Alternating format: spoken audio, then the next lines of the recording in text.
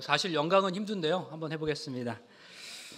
계속해서 우리가 공공신학 의미를 좀 다루고 있습니다. 방금 전에는 공공신앙이라는 주제로 그리스도인으로 살아간다는 게 뭘 의미하는 걸까라고 하는 부분을 다루었고요.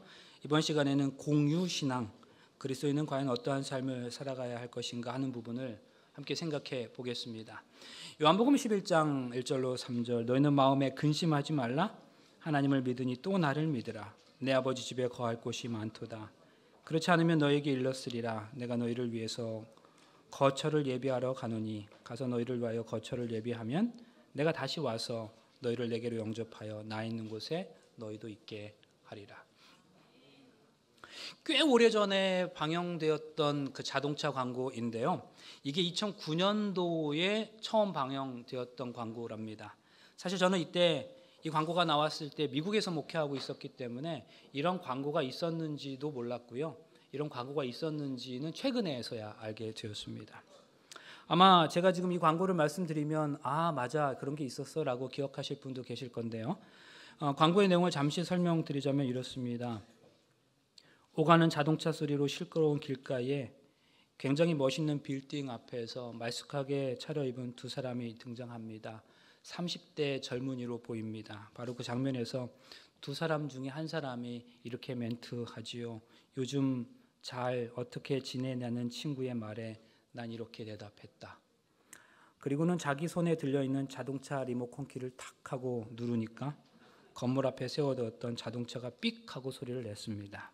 이게 H로 시작하는 회사의 자동차 광고였습니다. 이 광고가 무엇을 이야기하려고 하는 것인지를 짐작하지 못하는 건 아닙니다.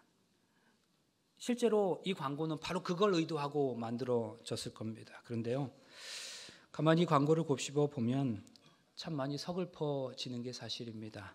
이 광고는 어느 날 자본주의 세계관의 실체를 매우 적나라하게 보여주고 있다는 생각이 들기 때문입니다.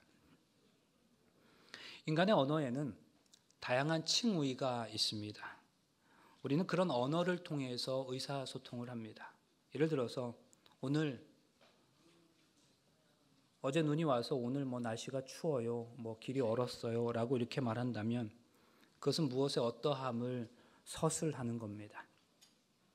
조금 더 구체적으로 누군가가 삼육대학교 봉원영 목사의 모습은 어떠하다라고 이야기했다면 그것은 묘사하는 것이라고 할 수 있죠. 이처럼 우리는 언어로 무엇을 서술하거나 묘사할 수 있습니다. 그런데 제가 지금 이렇게 말하다가 갈증을 느끼고 누군가에게 물 좀 갖다 주시겠어요? 라고 말한다면 그것은 지시적 언어라고 얘기할 수 있습니다. 상대방에게 무언가를 하도록 또 해주도록 요청하고 요구하는 것입니다. 그런데 그 지시적 언어가 조금 더 강력하게 된다면 명령하는 지령적 언어가 됩니다. 좀 가져와요. 이렇게 갖다 줘요. 이렇게. 이처럼 이렇게 우리가 말하는 언어에는 다양한 칭의가 있어서 서술하고 묘사하고 지시하고 명령하는 언어들이 있습니다. 그런데 그것뿐만이 아닙니다. 감탄사도 있거든요. 와, 이런 거. 짧지만 분명히 언어입니다. 짧지만 분명히 소통할 수 있는 의미 있는 대화들 가능한 것이죠. 그런데 이러한 언어들 개념 가운데서 굉장히 중요한 것이 있는데 그것은 바로 친교적 언어라고 하는 개념입니다. 친교적 언어, 이런 것들은 어떤 게 있을까요? 예를 들어 보겠습니다. 아마 여기에 그게 속하지 않을까 싶은데요. 지금은 돌아가신 천상병 시인의 회상이라는 시 구절 가운데 이런 내용이 있습니다. 눈 오는 날 사랑은 쌓인다. 비 오는 날 세월은 흐른다. 굉장히 멋있는 시적 표현이죠. 그런데 누군가가 이 표현에 대해서 사랑이 어떻게 쌓여? 이렇게 그게 말이나 돼? 라고 말하면서 그것을 과학적으로 입증하려고 한다면 얼마나 우스꽝스러운 꼴이 되겠습니까? 이러한 표현에 대해서는 그것을 논리적으로 이해하려고 하기보다는 그 시가 담아내려고 하는 정서의 내용이 무엇인지를 읽어내는 게 정상적이지 않겠습니까? 그래야 그 시인이 그 시를 통해서 이야기하고자 하는 것을 우리가 제대로 이해할 수 있는 것 아니겠습니까? 사랑에 빠진 남녀가 있다고 생각해 보세요. 두 사람이 데이트하다가 남자가 여자를 집에 바래다 주었습니다. 이제 여자친구가 집으로 들어갔어요. 남자친구 입장에서는 이제 혼자 자기 집으로 돌아가야 하는 상황이 되었습니다. 그런데 그렇게 여자친구를 집으로 들여보낸 바로 그 직후에 남자는 여자친구가 너무나 보고 싶은 거예요. 그래서 전화를 합니다. 그리고 전화를 받았는데 자기 지금 뭐해? 라고 물었어요.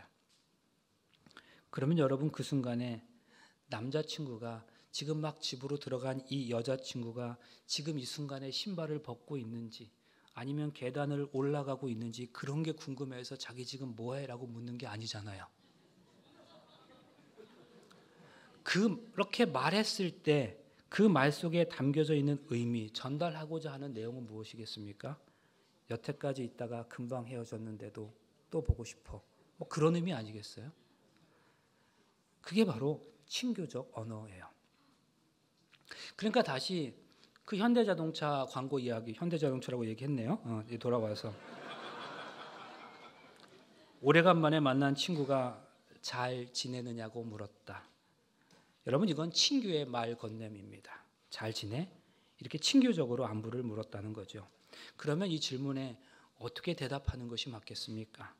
그럼 잘 지내다마다 야, 너 참 얼굴 좋아 보인다. 하나도 안 변했어. 우리 잠깐 시간 내서 차 한잔 하자. 뭐 이렇게 대답해야 맞는 거 아니겠어요?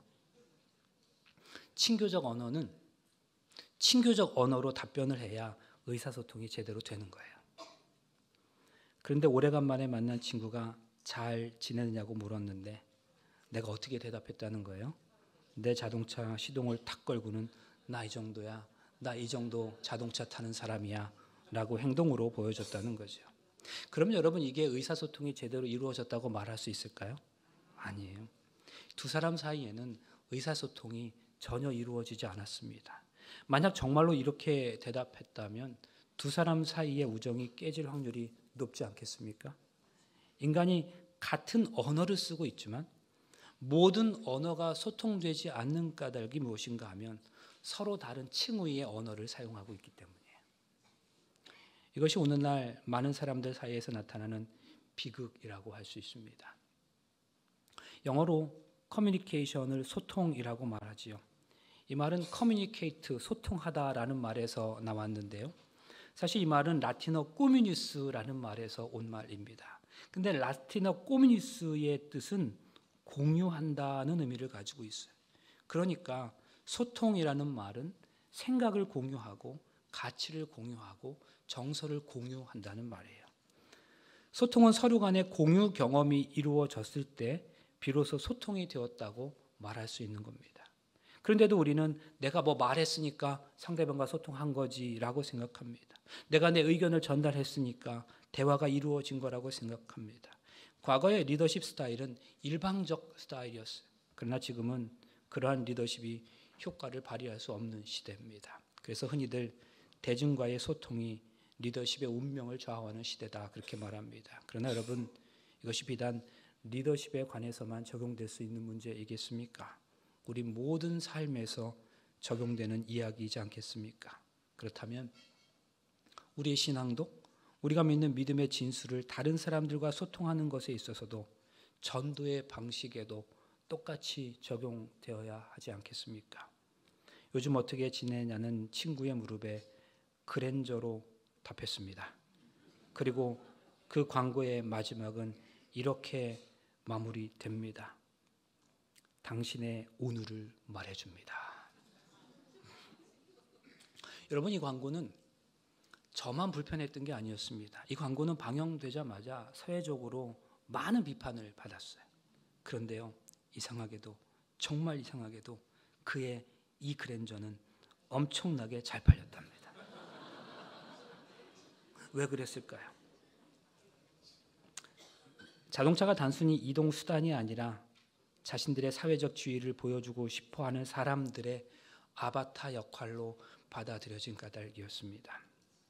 무슨 말씀인가 하면 이것이 분명 일반적인 대중의 정서로는 받아들이거나 이해하기 어려운 것이 분명했지만 그럼에도 불구하고 그랜저라는 상품을 통해서 자신을 드러내고 싶어하는 어떤 부류의 사람들에게는 이 광고가 어필되었고 받아들여졌다는 말씀이에요. 그래서 적어도 그런 사람들은 이 광고를 보고 구렌저를 구입했다는 거죠. 이것을 전문적인 용어로 시장 세분화 전략이라고 얘기합니다. 이러한 시장 세분화는 비즈니스 시장과 소비자 시장의 결을 맞춰가는 과정이라고 할 수 있습니다. 이전의 생산형 시대에는 고객의 필요나 욕구를 충족시키는 다양한 차별화 포인트가 필요하지 않았습니다. 그냥 만들어내는 대로 사람들이 다 구입했어요. 사고 싶어하는 사람들이 더 많았습니다.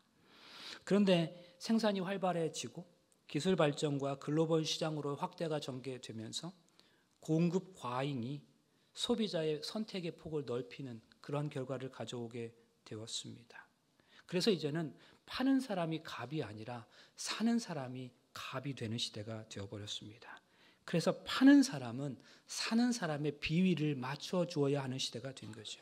그래서 소위 어느 특정 계층의 고객을 목표로 해서 공략하는 전략이 주요하게 되었던 거죠. 이런 이유로 인해서 사회적 비판에도 불구하고 그랜저 광고는 효과를 보았던 겁니다. 그런데 여러분, 우리는 이것이 전체가 아닌 부분을 통해서도 기업의 이익을 가져올 수 있다는 그런 인식에서부터 시작된 것임을 기억해야 합니다.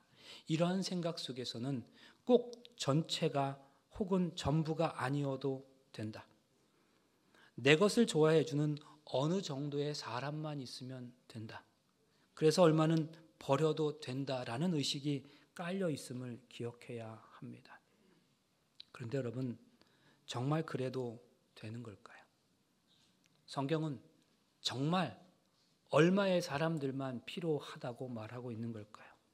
누가복음 15장에서는 100마리의 양을 키우던 목자가 어느 날 갑자기 한 마리의 양을 잃어버렸던 그 사건에 대한 기록이 있습니다.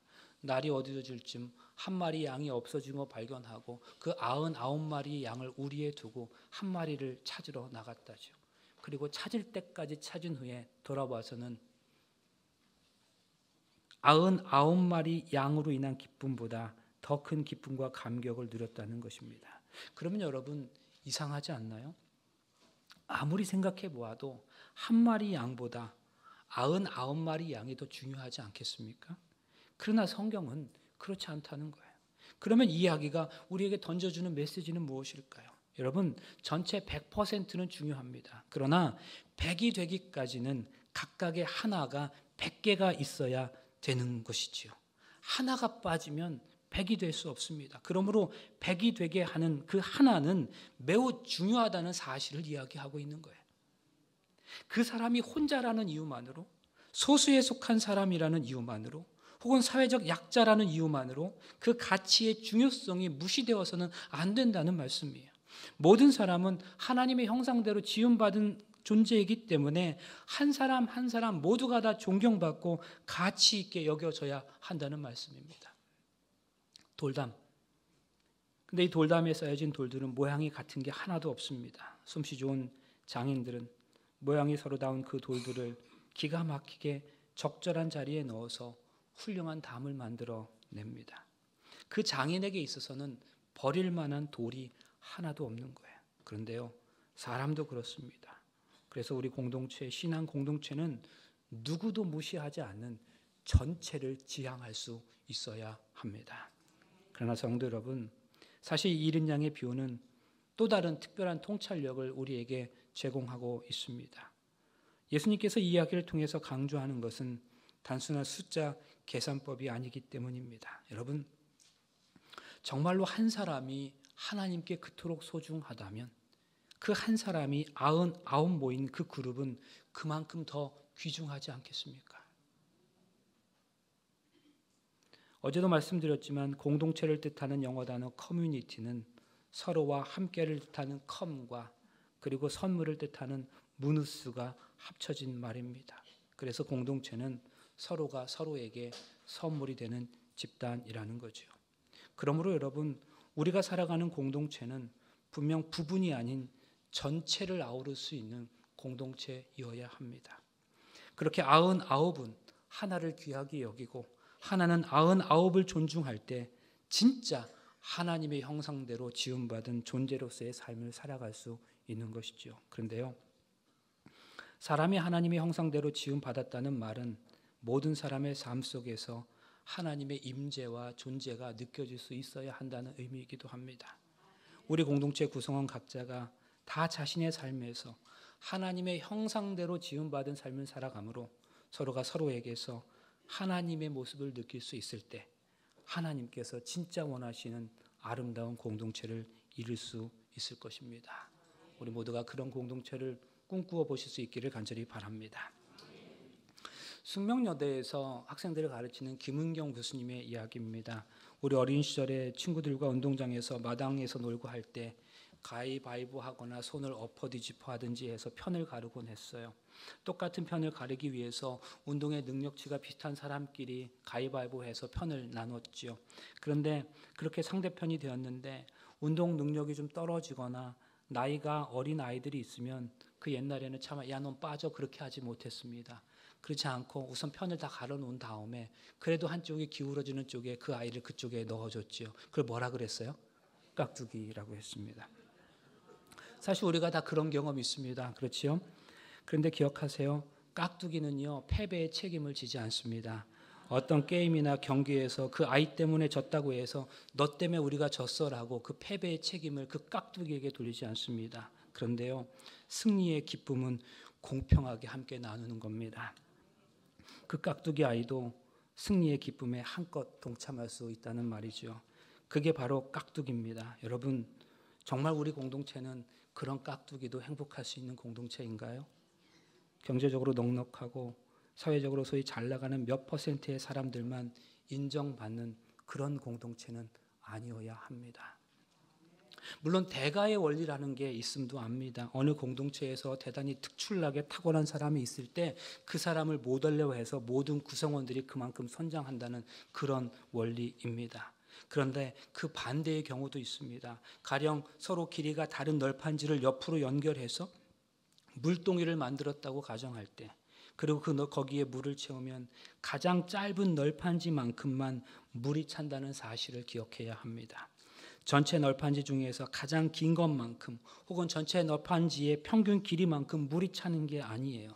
가장 짧은 널판지만큼만 물이 찹니다. 그래서 물을 더 담고 싶다면 그만큼 더 짧은 널판지의 길이를 길게 해 주어야 합니다.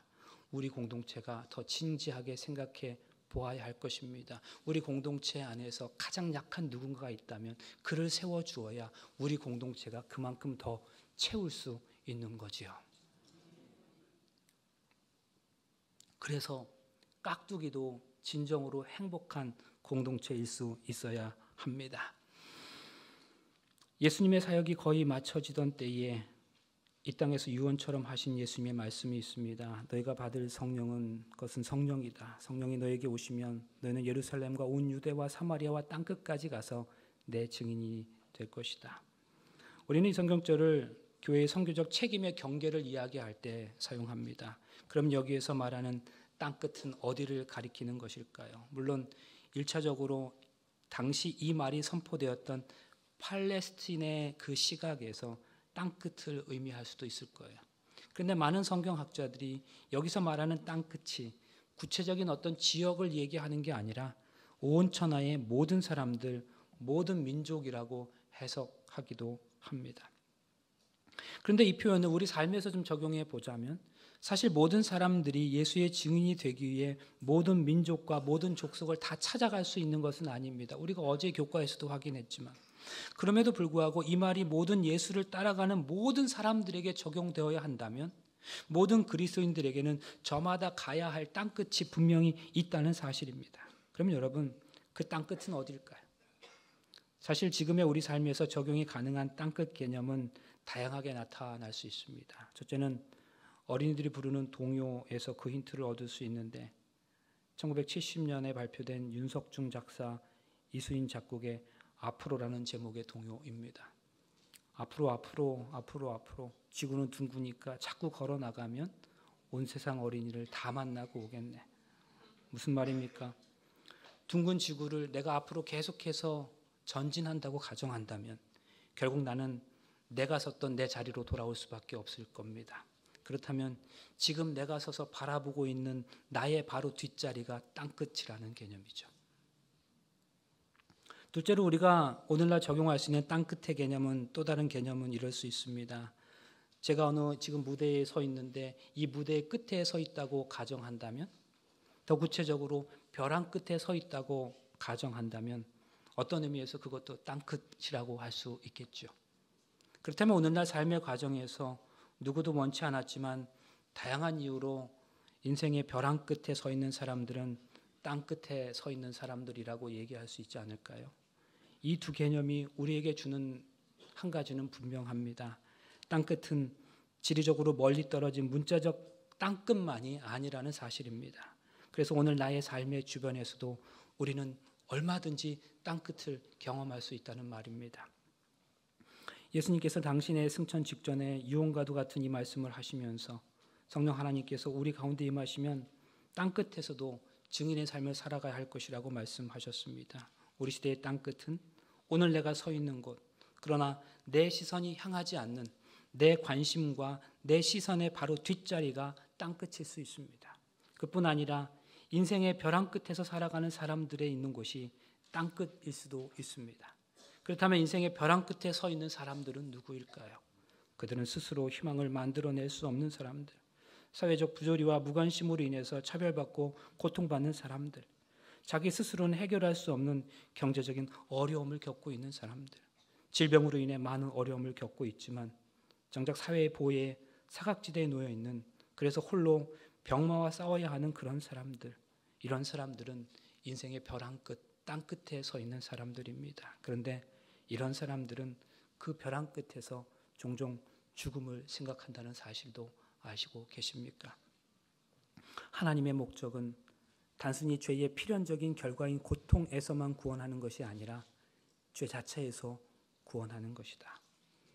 인류를 위한 하나님의 목적은 두 가지라는 거예요. 하나는 인간의 죄의 필연적 결과인 고통으로부터 구원하는 것이고, 또 다른 하나는 죄로부터 구원하는 것입니다. 물론 궁극적으로 죄로부터의 구원이 궁극적 목적이겠지만 이 땅에서 살아가는 모든 인류에 대한 죄의 결과로서 나타나는 삶의 고통으로부터의 구원 역시 하나님의 관심사이며 목적이라고 말씀합니다. 근데 여기서 우리가 한 가지 더 생각해 볼 것이 있습니다. 사실 제가 사람이 서 있는 공간은 많은 공간이 필요한 것이 아닙니다. 그냥 넉넉 잡고 사방 한자 정도면 제가 서 있는데 아무런 불편함이 없습니다. 근데 어떤 사람이 제가 그렇게 서 있는 사방 그 한자 그 너비 빼고 땅을 다 팠다고 생각해 보세요. 30m 깊이로 다 파버렸어요. 여기 제가 서 있는 요 공간만 남겨놓고 다 파버린 거예요. 그러면 사방이 낭떠러진 그 자리에 제가 아무렇지도 않게 평안한 마음으로 서 있을 수 있겠습니까? 절대로 아니에요. 성도 여러분, 이게 뭘 얘기하는 걸까요? 내가 나 자리에 가만히 서 있는 데 있어서 그 옆에 땅은 전혀 필요 없는 것처럼 보이지만 실상은 그렇지 않다는 거예요. 사실은 그 옆 땅이 있어서 내가 지금 이 자리에 편안하게 서 있을 수 있는 것이지요. 오늘 땅 끝에 서 있는 사람들은 자신의 인생의 문제를 해결해 줄 수 있는 사람들을 만나기도 원하지만 그 아픔의 자리 바로 옆에서 함께 있어줘서 그가 설당이 되어주는 사람들도 필요하다는 사실을 기억할 필요가 있습니다. 성경은 그리스도인들이 바로 이 일을 위해서 부름받았다고 말합니다. 그저 자기들끼리만 행복한 것이 신앙생활이 아니라 벼랑 끝에 내몰린 사람들에게 다가가기 위해 자신들이 부름받았다고 믿습니다. 그렇게 살기 시작할 때 우리 주님께서는 그런 교회와 그런 개인을 향하여 내가 진짜 사랑 가졌다고 말씀하실 것입니다. 그것이 바로 하나님의 마음에 일치되는 삶을 살아가는 것입니다. 오늘 말씀은 공유 신앙에 대해서 말씀하고 있습니다. 하나님 안에서 배제되어야 할 사람이 아무도 없는 것처럼 그분을 믿고 따른다고 공언하는 우리들 안에서도 나보다 덜 중요한 사람은 아무도 없습니다. 이러한 사실을 분명히 믿는다면 우리는 이 세상 사람들의 영원한 생명, 영원한 운명에 대해서도 관심을 가지지 않을 수 없게 되는 거죠. 처음 읽었던 성경절 다시 보겠습니다. 사실 오늘 이 말씀 드리려고 이렇게 여기까지 달려왔습니다. 너희는 마음에 근심하지 말라. 하나님을 믿으니 또 나를 믿으라. 내 아버지 집에 거할 것이 많도다. 그렇지 않으면 너희에게 일렀으리라.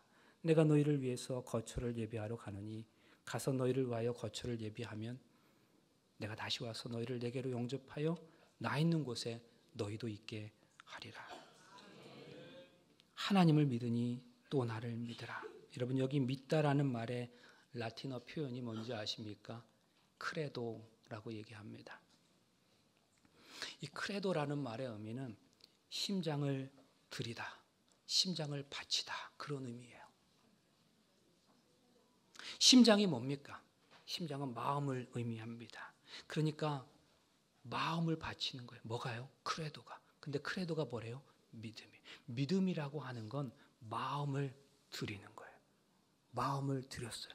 내가 가지고 있는 마음을 누군가에게 드렸다고요. 그러면 그 마음이 어디에 가 있는 거예요? 드려진 바 된 그쪽에 가 있는 거죠. 믿음이라고 하는 건 마음이 가버린 상태, 마음을 하나님께 드린 상태, 마음이 그래서 기울어진 상태를 의미합니다. 우리의 마음이 어디에 가 있느냐? 우리의 마음이 가 있는 곳이 곧 믿음이라는 거예요. 그런데 이상하게도 우리가 믿으면, 진짜 믿으면 우리 믿음의 대상이 우리에게 현실로 되는 거예요. 여러분, 사실과 현실의 차이를 아십니까? 여러분, 우리가 한국에 살고 있잖아요. 그러면 뉴욕이 있다는 게 사실입니까? 뉴욕이 실제로 있습니까? 뉴욕? 더 구체적으로 질문 드려볼까요? 미국에 뉴욕이라는 도시가 정말 있습니까? 이게 사실이에요? 그러면 여러분 이 한국에서 미국에 뉴욕이 있어 라고 하는 이 사실을 매일 매순간 실감하며 살아가십니까? 사실 우리는 그렇지 않아요. 그러니까 미국 땅 어딘가에 뉴욕이라고 하는 도시, 그 동네가 있다는 것을 사실로 받아들이긴 하지만 그것을 매일매일 피부로 느끼고 경험하며 살아가는 건 아니에요. 그렇죠? 자, 그런데 어느 집사님 한 분이 이 미국의 뉴욕을 매일같이 느끼며 실감하며 살아가는 분이 계세요. 이 집사님의 따님이 대학을 졸업하고 선교지에서 영혼을 돌보다가 더 공부하겠다고 뉴욕에 치대를 들어갔대요. 근데 그 딸이 도착한 날 뉴욕에 폭풍이 불고 사고가 나고 엄청난 큰 사고가 뉴욕에 있었대요. 그러니까 이 집사님은 아침에 맨날 일어날 때마다 핸드폰을 켜서 뉴욕 날씨부터 확인하는 거예요.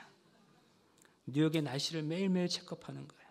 그리고 뉴욕의 날씨를 여기 먼 데서 느끼고 사는 거예요. 여기는 안 더운데 거기가 폭염이면 집사님 더운 거예요. 여기는 비가 안 오고 또 근데 거기가 비가 오면 집사님도 추운 겁니다. 왜 그래요? 마음이 어디에 가 있는 거예요? 뉴욕에 가 있는 거예요. 왜 그래요? 사랑하는 딸이 뉴욕에 있으니까. 바로 이 원리예요. 주님께서 말씀하십니다. 하나님을 믿으니 나를 믿으라. 너 진짜 나를 믿어? 나를 믿는다는 건 너의 심장을, 너의 마음이 나한테 주는 거야. 하나님의 나라, 주님을 사랑해 보라는 거예요. 마음이 같다는 건 사랑한다는 말이지요. 사랑하니까 뉴욕의 날씨가 이 한국 땅에서 매일 현실로 느껴지는 것처럼 우리가 예수님을 사랑합니다. 그랬더니 그 하나님 나라의 날씨가 느껴지는 거예요. 천국을 맛보며 사는 거예요. 그 나라를 실감하며 살아가는 거예요. 그 어머니가 뉴욕을 실감하며 살아가는 것처럼. 여러분, 예수 믿는 게 뭔가? 사실 우리 삶에서 근심할 수 없는 상황을 만날 때가 있죠. 근데 우리가 어떤 것으로 근심한다는 것의 말이 의미가 무엇인가? 그것이 근심한다는 건 그게 마음에 느껴졌다는 거 아닌가요? 그게 느껴졌다는 건 그 마음을 우리가 거기에 주었다는 거 아닌가요? 그 근심거리에 마음을 준 거예요. 마음을 거기에 주었으니 그게 내가 느껴지더라는 거예요. 그런데 보세요. 신앙을 살아간다고 하는 것, 하나님을 믿는다는 것, 그 마음을 주님께 드려야 하는 것인데 마음이 경제에 갔다요. 건강에 갔다요. 그 마음이 경제와 건강에, 직장에, 출세에 기울어 있으니 주님과 하나님 나라가 느껴지는 게 아니라 오늘 나의 삶 속에서 자꾸 경제가 느껴지고 건강이 느껴지고 직장의 문제가 느껴지는 거예요. 그런데 뭐 못 느낀다고요? 마음이 가지 않은 하나님 나라, 천국은 못 느끼는 거예요.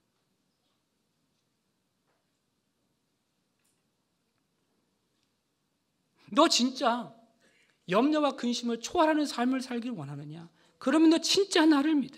주님께서 말씀, 네 마음을 나에게 좀 달래요. 그리고 나를 느껴보래요. 주님을 사랑해서 주님이 계시는 아버지 집 그 나라를 맛보고 그 나라가 오늘 나의 삶의 현실이 되어 살아가는 것, 사랑하는 여러분, 이게 오늘날 염려를 초월하는 원리인 거죠. 1800년도 말에 미국 서부 캘리포니아를 향한 골드 러쉬가 있었어요. 캘리포니아 농부가 경영하는 물레방앗간에서 갑자기 금광이 발견되었어요. 그것이 소문이 퍼졌는데 아메리카 대륙 전체를 넘어서서 유럽에까지 소문이 퍼졌습니다. 엄청나게 많은 사람들이 금광을 발견하기 위해서 로키 산맥을 넘어서 서부로 이동했어요. 그게 바로 그 유명한 골드 러쉬입니다. 그쯤에 미국의 그 북서쪽 몬태나주에 있는 어느 마을에 6명의 사람들도 의기투합해서 가진 돈을 다 모아서 캘리포니아로 내려가기로 작정했습니다. 필요한 돈과 장비를 준비하고 부푼 꿈을 안고 금광을 찾아 출발했습니다. 그렇게 가서 정말 열심히 일했는데 금맥을 찾지 못했습니다. 가지고 간 돈을 다 써버렸어요. 식량도 다 떨어졌어요. 거기다가 설상가상으로 인디안의 습격도 받았습니다. 겨우 목숨만 부지했습니다. 갈 곳 없이 정말 힘들게 지내다가 겨우겨우 고향 땅으로 향하게 되었습니다. 그런데 그렇게 터벅터벅 고향 땅으로 돌아가다가 잠깐 쉬려고 어느 모래사장에 주저앉아 버렸습니다. 그렇게 쉬다가 우연히 그들이 주저앉았던 그 모래 속에서 뭔가 반짝이는 걸 발견하게 됐어요. 자세히 보니 황금가루예요. 그들이 삭은밭을 발견한 거예요. 그 6명이 얼굴을 보고 서로 놀랐습니다.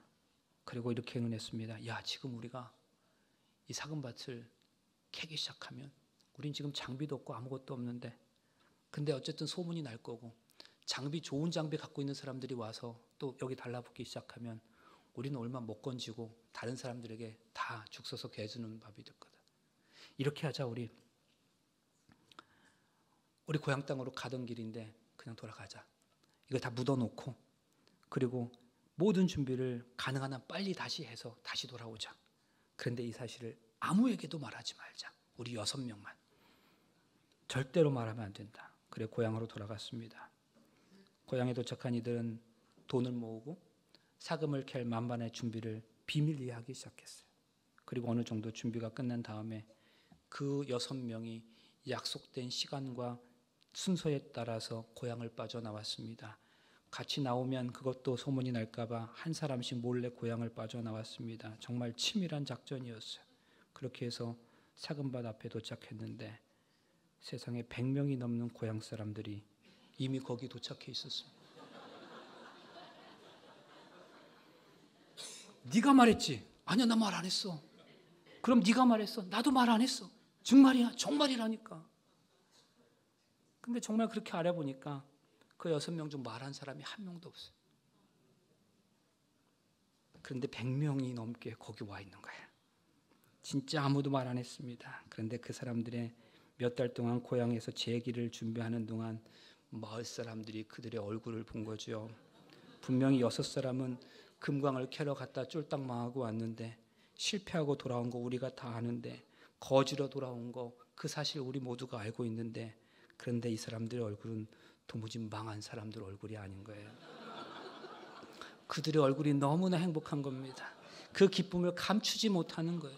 그래서 사람들이 그 얼굴 보고는 지금 저 사람들 금광을 발견한 게 틀림없다고 생각했어요. 뭔가 대단히 특별한 것이 있다고 생각했어요. 그래서 마을 사람들이 그 6명을 주시하고 있다가 그 사람들이 한 명씩 하나씩 고향을 빠져나올 때 그들을 가만히 따라 나왔던 거예요. 사랑하는 여러분, 삭은밭 하나만 발견해도 그 얼굴빛과 마음이 바뀌는 거예요. 그 삭은밭에 마음을 두니까 쫄딱 망한 사람의 마음에 근심이 어디 있어요? 염려가 어디 있어요? 없어요. 기쁨이고 감동이고 천국이에요. 여러분, 예수 믿는 게 뭐냐? 하나님을 믿으니 또 나를 믿으라. 네 마음을 나에게 주라는 거예요. 그리고 하나님 나라, 그분이 계시는 그 나라를 한번 느껴보래요. 그거 한번 느끼면 그게 금광이랍니다. 금광 한번 맛보고 나면 터전을 잃어버려도 실패해도 우리 얼굴에서 나오는 건 기쁨이랍니다. 감추지 못하는 거예요. 그 나라의 비밀, 기쁨과 감사와 평안을 감출 길이 없어요. 사람들 물어봅니다. 너 이렇게 가난한데, 너 집안에 이렇게 문제가 있어서 온통 걱정투성인 거 내가 아는데 너 어떻게 이렇게 행복할 수 있니? 너 기쁨은 도대체 뭐니? 너 왜 그러니? 너 믿는 예수 나도 한번 믿어볼게. 나 혼자 교회 왔는데 그 자리에 100명이 따라온 거예요. 여러분, 이게 뭐예요? 이것이 바로 예수 믿는 거죠. 예수님 제대로 믿는 거죠. 이게 진짜 공유신앙의 모습인 거죠. 이게 바로 우리가 꿈꾸는 진짜 그리스도인의 모습인 거죠. 여러분, 이런 사람에게 무슨 근심이 있겠습니까? 이런 사람에게 무슨 염려가 있겠습니까?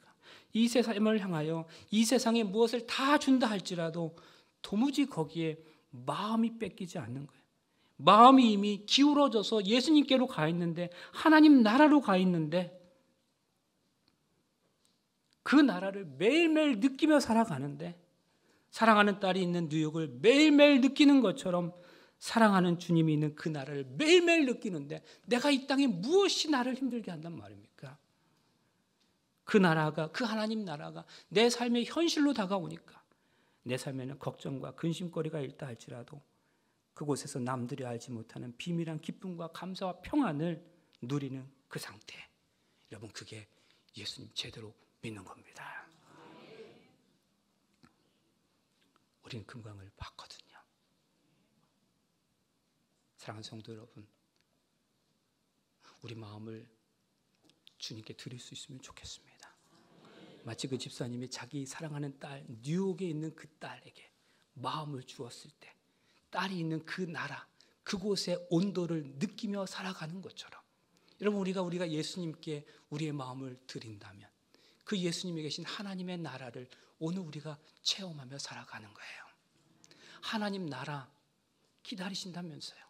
예수님의 재림 고대하신다면서요. 그런데 예수님의 재림이 지연되고 있잖아요. 그럼에도 불구하고 우리가 하나님 나라를 체험하고 경험하며 살아갈 수 있는 것은 우리의 마음을 주님께 드렸을 때 그분이 계신 그 나라를 오늘 또 우리는 체험하며 살아갈 수 있는 것입니다. 그런 삶을 살아갈 수 있게 되시기를 간절히 바랍니다. 오늘 이 시간 특별한 찬양을 잠깐 부르시면서 제가 기도하고 마치도록 하겠습니다.